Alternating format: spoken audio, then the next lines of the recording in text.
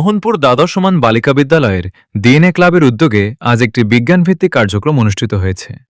বিদ্যালয়ের নবম শ্রেণীর ছাত্রীরা ডিএনএ ক্লাবের কোঅর্ডিনেটর শিক্ষক শ্রীযুক্ত চিন্ময় পাল মহাশয়ের তত্ত্বাবধানে বিভিন্ন টক জাতীয় ফলের রসে ভিটামিন সি এর উপস্থিতি পরীক্ষা করেছে।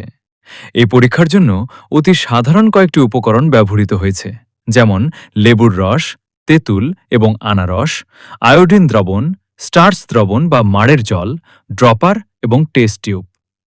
প্রথমে নবম শ্রেণীর ছাত্রী সুমিত্র দেবনাথ টেস্ট টিউবে নির্দিষ্ট পরিমাণ তেঁতুলের রস গ্রহণ করে।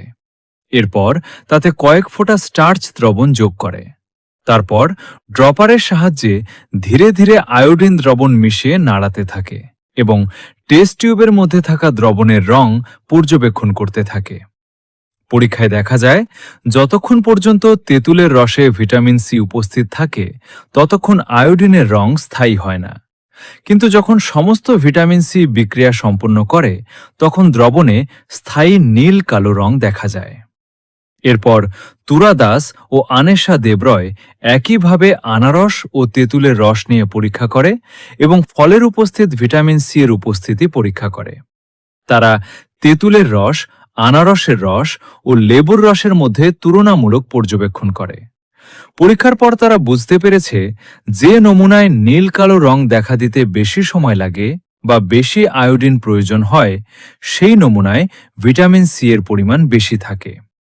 আজকের পরীক্ষার মাধ্যমে শিক্ষার্থীরা জানতে পেরেছে যে ভিটামিন সি আয়োডিনকে হ্রাস করে এবং এর উপস্থিতি সহজেই পরীক্ষাগারে শনাক্ত করা যায়।